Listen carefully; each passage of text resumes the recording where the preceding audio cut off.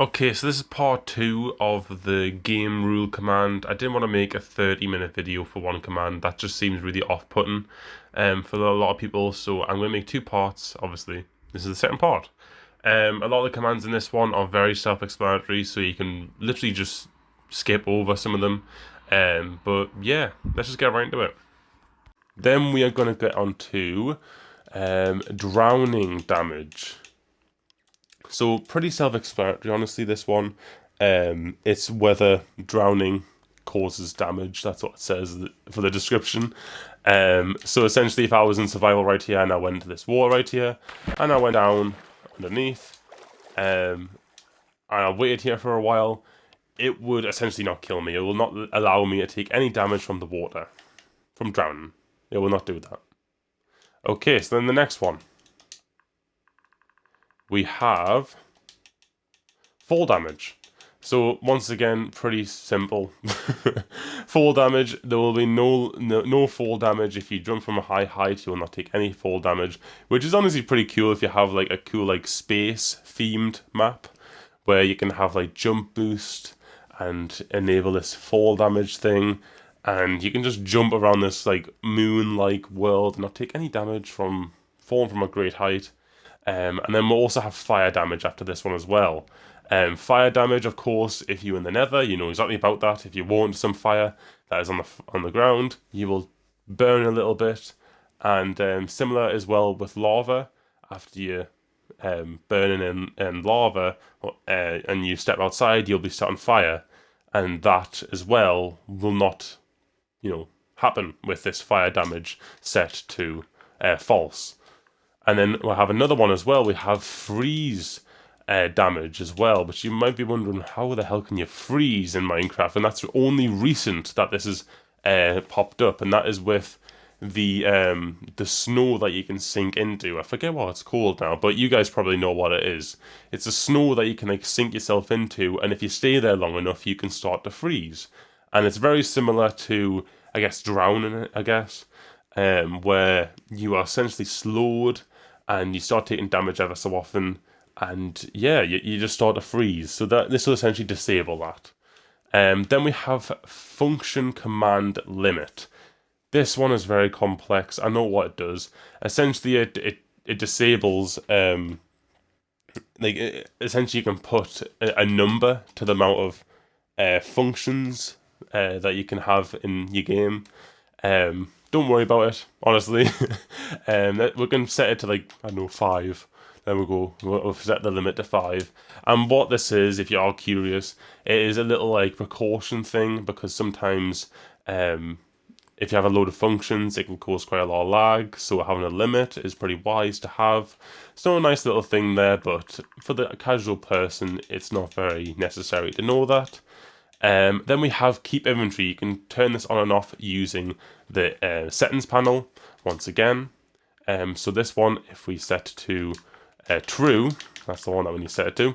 If I were to die right now, I will keep all the stuff in my inventory. But I'm not going to do that because it'll take a lot of time to do that. So I will keep everything in my inventory, and you guys probably already know about that one. Then we have max command chain length.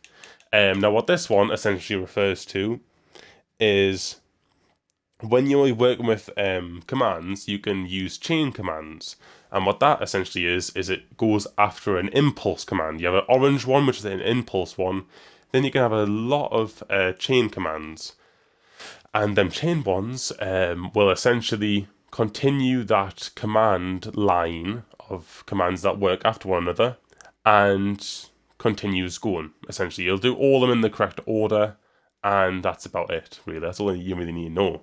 Now, if we have a max command chain length of, let's say, I don't know, like 10, then if I were to have 11 chain command blocks in a row, it won't play the ones after 10. You know what I mean? So it's almost like another thing to reduce lag in the world, because having a lot of command blocks in one area, I know firsthand because I've made like a parkour map, and I literally cannot do anything right now because I've got so many command blocks that it's literally lagging out the entire game. But if you have a load of command blocks, it will lag out everything. So It's a nice little precaution to have this here, just as a little measure to make it so you're not going to lag out the entire game. Then we have the next one, which is mob griefing. Once again, you can control that in the settings panel. So, mob griefing, this just basically refers to creepers, the ender dragon, other things like, I think sheep eating grass as well, that is essentially classed as mob griefing. And obviously this will only be turned off when you type in false. So mob griefing, false. And creepers won't leave massive holes in the ground when you enable that. So nice little setting. Then we have natural regeneration. So when you take damage in game, you eventually, if you are on a high enough hunger, you will eventually start healing your health back, your hearts back. Now, if you disable this, if you put natural regeneration false, then you will no longer heal any health back. You'll be stuck on whatever health you have. Now, this is very helpful for maps if you are going for like a one heart type of thing, where if you get hit by anything, you die. Kind of like maps like that, where, you know, you try to not get hit by much because you can't heal that health back. Pretty interesting concept if you guys are curious about how to do that. That is how it is done. And then we have gamerule PvP. So you can make it so PvP is enabled or disabled. So if we do PvP false, you can no longer hit your mates or your mates hit you. That is now disabled. So you can control that via here. Then we have random tick speed. Now this one is actually very necessary for people who are making like maps, and if you are making farms, especially if you're making like massive farms with a load of like things that take a while to like grow, like tree farms, stuff like that. So random tick speed is essentially the game works on a tick speed. Like if you were to put a sapling down and wait for that thing to grow, it has a bit of a timer, let's say, until it actually grows. If we made this random tick speed 1,000 or something, that tree is likely going to grow immediately. It's going to go like that. I'm pretty sure the random tick speed is set to 1 by default, so 1,000, it's going to be 1,000 times faster. So you can kind of get the gist of how that command works. Now we have respawn blocks explode. Now maybe wondering what the hell does that mean? This essentially refers to beds in the nether, and in the end, if you try to sleep in them, they will explode. You probably know this from like speedruns and stuff, where people like explode beds in the end to kill an ender dragon really quickly. If we disable this, then you can't do that anymore. You can't have these respawn blocks exploding all the time. And this also goes for the respawn anchor thing that you can make in the nether. If you put that in the overworld and try to activate it, it will also explode. If you have this command disabled, it will no longer do that. So, that's right there. Then we have the next one, which is send command feedback. Where is it? There it is. Send command feedback. So, essentially, this is kind of similar to the command block output thing, where when you are done with a command and you like back out of a command, it sends a message of what the command says. And it's not as annoying as the command block output one, because the command block output sends a message each and every time the command is activated. This one only sends it when you exit the command. Or if I were to send a command, like, I don't know, this one right here, you can see I get a message in the top left hand corner. It doesn't always refer to command blocks, but it also refers to normal commands. So essentially, if I disable send command block command feedback right here, where is it? Did I go past it? Yes, I did. If I disable this, if I put this to false, then I send the message again, you can see that it doesn't actually send a message in the top left hand corner. You see, I'm going to put it in again, there's no message there. So no matter what I do, there'll be no messages coming through to essentially tell us that I've done something or whatever. Now I'm actually going to put this back onto true just so I know what I'm doing. Don't want to get confused here. But then let's do the next one. So we have show border effect.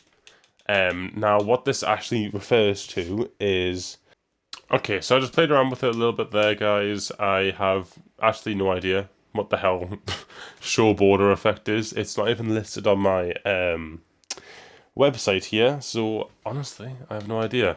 I have literally no idea what the hell it does, but you guys can play around with it if you want. I have a bit of a tight schedule here, so I obviously don't want to go over everything, and you guys can play around with that one. But the next one is show coordinates. We're going to go right over that one and go to show coordinates right now. So show coordinates is whether the coordinates shall be displayed on screen. Currently it is set to true. As you can see in the top left hand corner, we have the position. If we set this to false, that will get taken away. As you can see right here, the coordinates are now gone. They're no longer there. And I actually like them being there, so I'm going to put them back to true. As you can see, they are now back. That's what the show coordinates one does right there.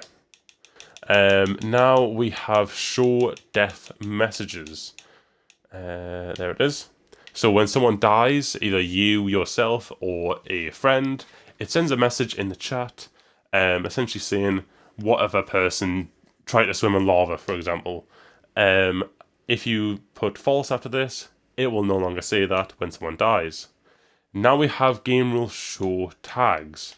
Now, what this actually refers to, which I'll read out right now, is whether tags such as can place on and can destroy block lists should be displayed in item lore. Now, that is a really, really bad explanation of all this. But essentially, when you are setting tags for items, there's certain items, there's certain things you can do. If you have like a pickaxe and you're making a map or something, you can make it so that pickaxe can only break a certain block or a certain thing. And normally when you hover over the pickaxe, it will say can only break glass, for example, or whatever. And anything else, it will not allow you to break it, but the glass, you can, okay? So if you disable show tags, it will not say can break glass. It will not say that message. It'll just essentially not say it, and you won't actually get information on it. This is never really used, don't worry. This game rule is not really that useful because you kind of need to know them little things if you're especially if you're doing like an adventure map. You kind of need to know like what you're doing. So that's just what that one does. I know what that one does, so I guess I'll just tell you guys. Then we have spawn radius. You can once again do this in the settings panel. So the spawn radius is a number. If you set this to 1, it'll literally be the exact block where the world spawn is. It'll be the exact block which is the world spawn. If you set it to 10, it'll be a 10 block circle around where you set the world spawn, and that'll be where people can randomly spawn inside. And yeah, there's just a little area. So imagine it like a little circle that people can spawn in at the world spawn, and depending on how big the number is, depends on how big the circle is. So a nice little thing there. And then we have, I believe, the last one right here, Tnt Explodes right here. So another setting you can control in the settings panel. We have right here, if we set to false and try to ignite a bit of TNT, nice little way to end this episode on a bit of a bang, I guess you could say. You can see it doesn't activate. There's no way to activate it. As you can see right there, the TNT is disabled. So a nice little precaution for people who want to grief your world.